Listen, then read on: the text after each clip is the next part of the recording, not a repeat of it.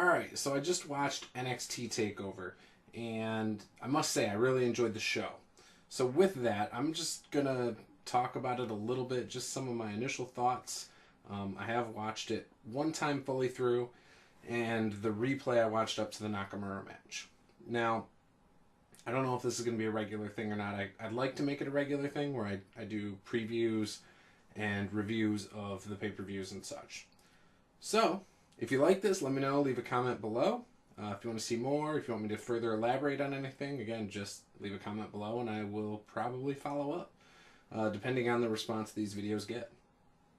So without further ado, let's get into it. So the show started off with the pre-show. And in the pre-show, they did a few things. They kept talking up, for example, Ember Moon and her finisher. And they were talking about a lot about the title match, and they had Sam Roberts on there, which Sam Roberts, it was his first time, I believe, on an NXT TakeOver with Nigel McGuinness and some other girl, I can't remember her name. It starts with a C. Nigel McGuinness, I liked him. I think Sam Roberts just didn't really fit. I don't know if it's because he's new to this. I know he does the podcasts and the YouTube stuff and interviews wrestlers all the time, and he's very natural with that, but he felt a little out of his element in the pre-show. I don't know if he's going to get better. I don't know where that's going to go, but you know, there were just times it just seemed a little awkward. It didn't fit. When the show started, they kicked off the show with the match of Sanity versus Dillinger, Roderick Strong, Kassius Ohno, and a girl who debuted, I think, like a week or two ago. And I can't remember her name either. The match, I think, was a great way to start the show. It was very high energy, a lot of back and forth. They did a good job of getting over the guy, what's his name? Damo? Can't remember his name. The big guy in Sanity. They did a good job of getting him over. And I heard he's going to be in the Andre the Giant Battle Royal during WrestleMania. So I think that was a good way of doing that. Eric Young is amazing. Very good worker. Ty Dillinger is extremely over, even though he always loses. You know, I wonder where they're going to go with that, because I think he could be very... If they booked him stronger, I think he could be very good, you know, and I think he's very entertaining, but I don't understand why he's so over, considering he loses all the time. He's basically like a modern day Barry Horowitz. So, anyways, good start to the show. The gripe I have about that first match is Ty Dillinger is the guy who lost. Kassius Ohno didn't really do much for me in this match. He did really well, don't get me wrong. It didn't make sense why he was there, I guess. And then the girls didn't really get a chance to shine. I don't know how good they are as workers, but all they did was roll around and out to the floor. Then they did like a sleeper hold on two of the guys. It just, I don't know. The one girl did a drop kick off of the apron. It looked like she landed pretty hard on her back on the ground. But I don't know. I'm curious to see if they're any good. I'd like to see them actually wrestle. Haven't seen it yet. So, yeah, so that was the start. And again, I thought it was a pretty good match, and a good way to start the show. The next match was Cien versus Aleistair Black. And Aleistair Black is known as Tommy Ends on the independent scene for the last decade or whatever. And Cien has been a guy who, I don't know, he just seems so bland to me as a character. Right now he's a bad guy, but just, again, or a heel, I'm sorry. But he just, I don't know, seems very bland. There's not a lot of excitement to his character. There's just nothing to him other than he seems very frustrated all the time. And he lost to Aleistair Black. Aleistair Black looks like an amazing talent. In fact, both of these guys are really good workers. You can tell they're smooth. They show a lot of you know, athleticism and agility. Aleistair Black looks very flexible. He has a very eclectic type of character. He came out, it was funny. His entrance was very, very much like Baron Corbin, um, except for the fact that he comes up like kind of like a vampire out of a casket, kind of. He just kind of floats up, and but then when he gets into the ring, he just kind of sits there almost like he's meditating. He's all tatted up. I guess he's got a kickboxing background, and so he has a lot of kick like type moves. And I thought he was very entertaining, actually. He did like this really cool backflip off the middle rope instead of diving to the outside. You know, I like him a lot. Based on what I saw tonight, I haven't seen him work before, but I liked it.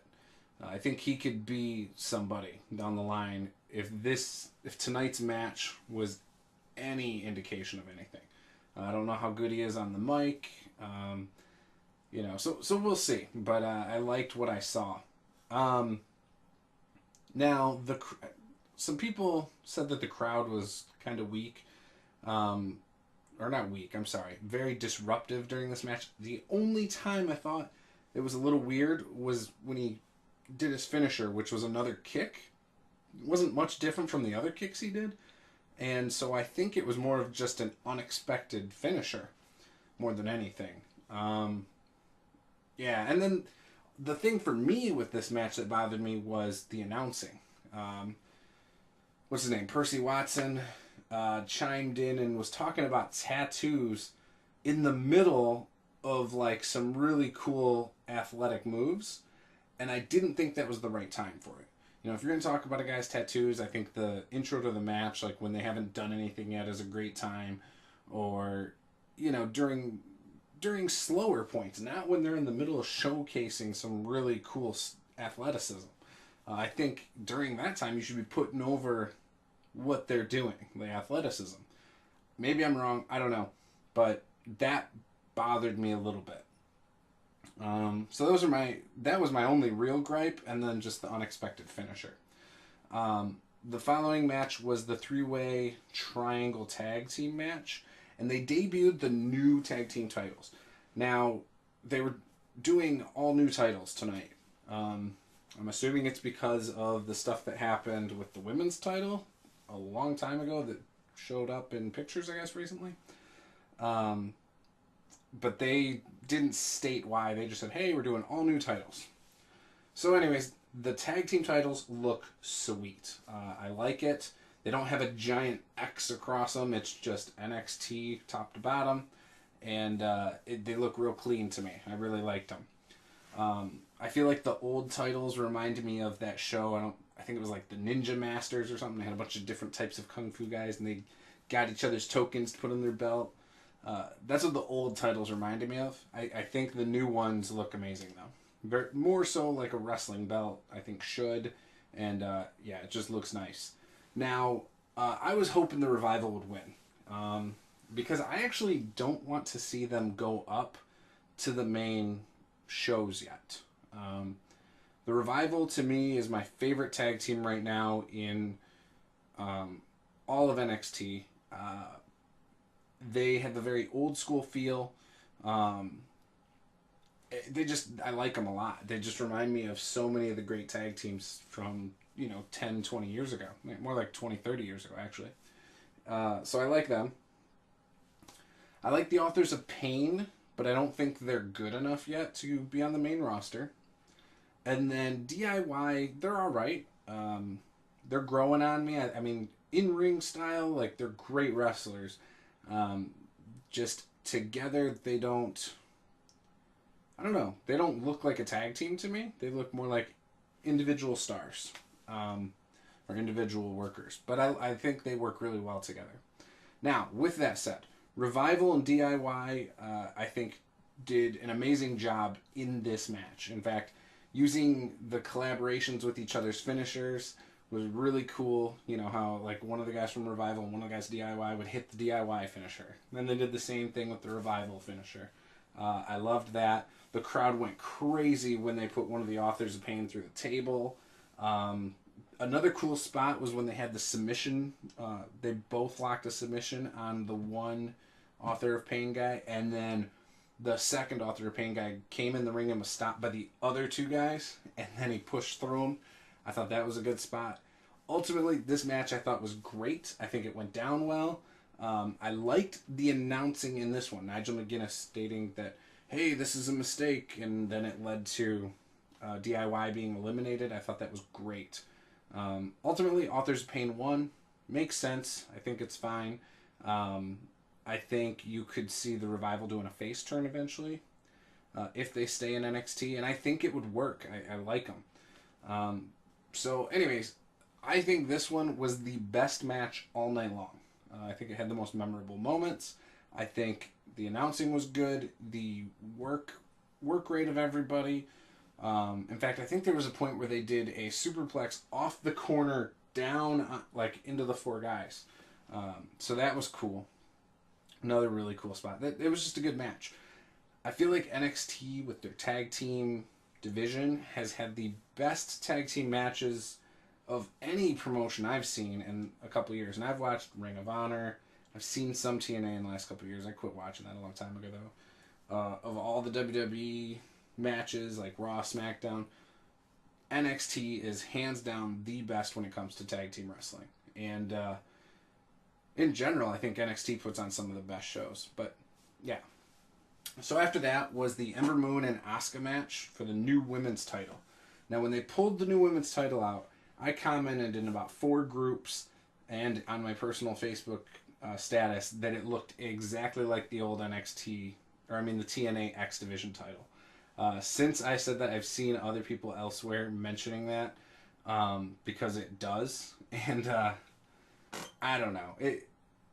I'm just not a fan of it. The match was decent. I expected it to be a little better. I also expected Ember Moon to win. And, but I wasn't disappointed with the outcome. I thought it was fine. I did think, again, it was odd with all the talk of Ember Moon's finisher that she never did her finisher. So I thought that was a little odd. They're, talking about it a lot. It makes you want to see it, and you never saw it once. So that was disappointing. Ultimately, Asuka won by pushing the referee into the corner, knocking Ember Moon off, and then hitting a kick to the side of her head and finishing her. Not much to say about it. It was a decent match. I think it could have been better between these two because I think they're both really good. It just didn't do what I thought it was going to do. I thought it was going to really make Ember Moon look stronger than it did. She didn't look as good as I thought they could have done. So that's all with that. Then they cut to Drew McIntyre in the crowd. He used to be in the WWE a few years ago. At one point, he was the Intercontinental Champion. Vince McMahon himself said that he was a future star. Somehow was relegated to the, the 4-man band or whatever they were calling it with Jinder Mahal, Heath Slater, and himself. 3-man band, that's what it was. Heath Slater. They really dropped the ball with him back then because I think Drew McIntyre's pretty sweet. He left, did some stuff in TNA and some other places. Evolve, I think he was the world champion there. He's been a tag team champ a couple places. He's good. He's back, and he's in NXT. So I think as long as they keep him in NXT for a little bit and let him, showcase what he can do there and be one of the top guys there, maybe a run with the world title, I think that'll be awesome. I could see him and Kassius Ohno having some cool matches. I could see him and Bobby Roode having some good matches. I think McIntyre's better as a heel, but either way he can work heel or face, really. I'm just excited to see what they do with him. It feels like for the first time since before the draft that NXT has their roster again. Like, has guys that can do different things. Before the draft last year, and before even the Raw after WrestleMania, I felt like NXT had a sweet roster. And all year long, it felt like they were trying to build people up again to have what they had then. And it's starting to feel like right now they're just getting back to that. But the Raw after WrestleMania. A couple people will come up. Probably SmackDown. A couple people come up. Yeah, so I don't know. We'll see what happens there. So, Bobby Roode, Shinsuke Nakamura, obviously were the main event of NXT TakeOver Orlando. They unveiled the new NXT title. Again, it looks like the X Division title. It's a big giant X in the middle that really stands out, and I hate it. I hate the women's title. I hate the NXT title. I loved the tag team one, and I think it's because it said NXT more so than just the X. The X, I hate that that's the focus on those two belts. I wish it just said NXT. I wish they could have just made it a little bit better, like a better version of the tag team titles, because I really liked those. So, I don't know. Kind of sucks, but whatever. Bobby Roode ended up winning. Now, but this match, I didn't have a lot of expectations going into it, because either guy I could see being pulled up to the main roster, depending on what they want to do. I was happy with the match. It was a little bit slower than the other matches on the card. A lot of near falls. Nakamura is amazing at selling injuries. In fact, he's probably one of the better guys at selling that he's injured or hurt in matches. You know, it would kind of be odd if he came up on Raw or SmackDown and it was in a match. Because if he's in a match, I hope he's selling that his leg's messed up based on how he sold it tonight. If he's not in a match, that's a whole different story. He can come out and do whatever he wants to do. So yeah. I think that's about it. The show, I think, was good. I would probably give it a B grade. Very high energy most of the night. The last two matches, I think, slowly went downhill. I think it peaked with the tag team title match and then got a little worse and a little worse. Not that it was a bad show, because it wasn't. It was a great show. I think right now that tag team match obviously stole the night. I think Aleistair Black and Cien, if the crowd was better and reacted a little better to maybe the finisher or things like that, just a couple things there, I think that could have been the match of the night. But yeah, so again, another great NXT show. I think it's a great way to go into WrestleMania tomorrow, which I'm going to do another video about my WrestleMania predictions and preview. And maybe tomorrow night or Monday I will do a WrestleMania review and my thoughts on how it went and some of the surprises. So yeah, I hope you guys enjoyed this. Again, if you did, I will probably do more of these. If you didn't, just let me know if you want me to stick to talking about sports or something in particular, or maybe, again, you want me to talk more about this. Just let me know, and love to hear your feedback. Thanks. Have a good one.